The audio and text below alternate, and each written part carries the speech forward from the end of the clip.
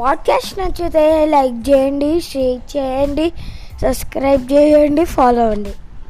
తెనాలి రామలింగడి కథలు.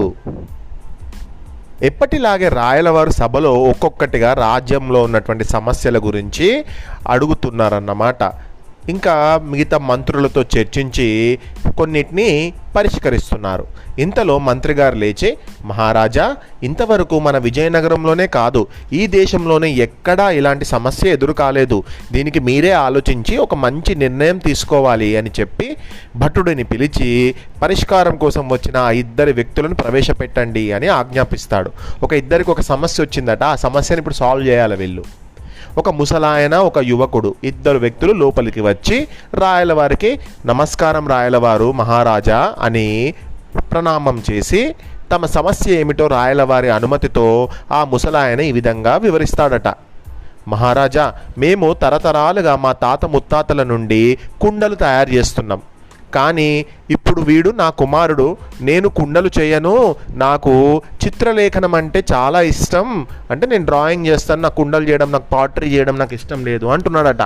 నేను దానినే నా వృత్తిగా ఎంచుకుంటాను అని ఎంత చెప్పినా వినడం లేదు మహారాజా అని చెప్తాడట. అనగానే అప్పుడు రాయలవారు, ఇప్పుడు మీ నాన్న చెప్పిన దానికి నీ సమాధానం ఏమిటి అని ఆ యువకుడిని ప్రశ్నిస్తాడు. అప్పుడు ఆ యువకుడు, మహారాజా, నాకు కుండలు చేయడం వచ్చు, కాకపోతే నాకు కుండలు తయారు చేయడం కంటే కుండలపై రకరకాల బొమ్మలు వేయడం చాలా ఇష్టం.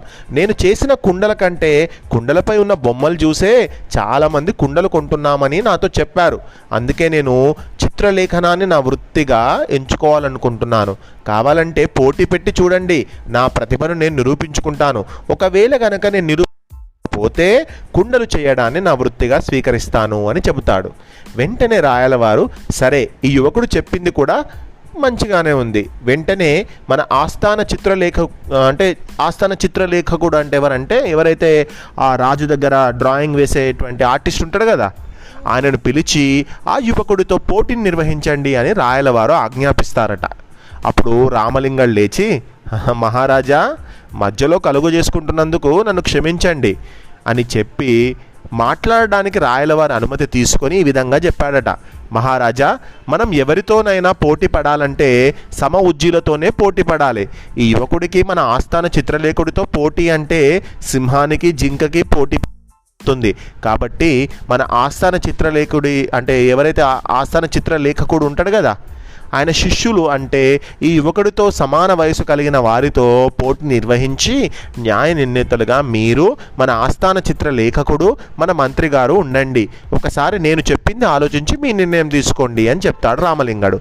అప్పుడు రాయలవారు ఆలోచించి, సరే, వెంటనే ఇక్కడ ఈ ఆస్థాన చిత్రలేఖకుడిని పిలిచి వారి దగ్గర ఉన్నటువంటి స్టూడెంట్స్ ఉంటారు కదా, కొంతమంది శిష్యులు, డిసైపుల్స్, వాళ్ళ పోటీని ఏర్పాటు చేయండి అని రాయలవారు ఆజ్ఞాపించగానే ఒక అరగంటలో ఏర్పాట్లన్నీ పూర్తి చేసి ఒక పోటీని నిర్వహిస్తారు.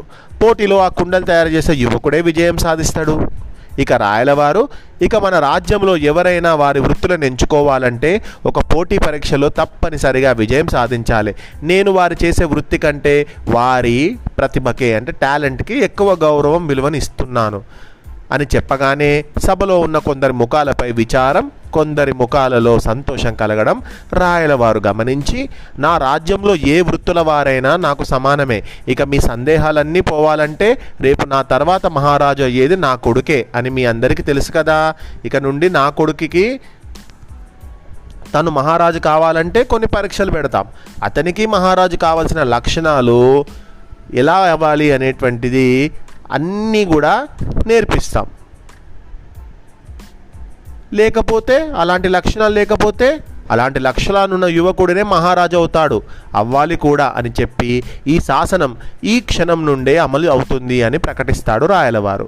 వెంటనే చిత్రలేఖన పోటీలో గెలిచిన ఆ యువకుడిని ఆస్థాన చిత్రలేఖకుడు ఉన్నాడు కదా, ఆయన దగ్గర శిష్యుడిగా చేరి, నువ్వు ఇంకా నీ ప్రతిభకు నీ టాలెంట్కి ఇంకా నువ్వు మంచిగా నేర్చుకో, ఇప్పుడు శిష్యులతోటి నువ్వు పోటీ పడినావు, ఇక్కడ ఉండేటువంటి ఈ మాస్టర్ దగ్గర నువ్వు ఇంకా పాఠాలు నేర్చుకో అని చెప్తాడు అన్నట్టు. అలా చెప్పిన వెంటనే అందరూ లేచి చప్పట్లతో హర్షధ్వానాలు చేస్తారు. రామలింగడు కూడా చప్పట్లు కొడుతూ ఏదైనా మార్పును మనం కోరుకుంటే ముందు ఆ మార్పును మనం ఆచరించి మిగతా వారిని ఆచరించమని చెప్పాలని రుజువు చేశారు మహారాజా. ఇప్పుడు మీ మీదున్న గౌరవం అభిమానం మరింత పెరిగింది అని మనసులోనే ఆనందించాడు. రాజు అయినంత మాత్రం రాజు తర్వాత రాజు కొడుకే కావాలి రాజని లేదు. ఆయన దగ్గర లీడర్షిప్ క్వాలిటీస్ లేవనుకో ఆయన కూడా రాజుగాడు అని చెప్పిండు కదా. ఇక్కడ పోటీ పెడితే ఆయన కంటే ఎక్కువగా టాలెంట్ ఉన్న ఆయనతో పోటీ పెడితే ఈయన గెలవగలుగుతాడా? గెలవలేడు పాపం. ఇంకా ఇప్పుడిప్పుడే నేర్చుకుంటున్నాడు కదా. మరి అలాంటప్పుడు వేరే పెద్దవాళ్ళతో పోటీ పెడితే బాగుండదు కదా అని ఆలోచించి ఆయనకు టాలెంట్ ఉంది కాబట్టి ఈ టాలెంట్ తోటి ఆయన గెలవాలి అనేటువంటి ప్రయత్నమే తెనాలి రామలింగడు చేసిండన్నమాట. ఆయన తెలివిగా ఆలోచించి ఆ రాజు చెప్పిందే కాకుండా రాజుని తెనాలి రామలింగడు చెప్పినటువంటి మాటను పట్టించుకునే విధంగా చేసిండన్నమాట.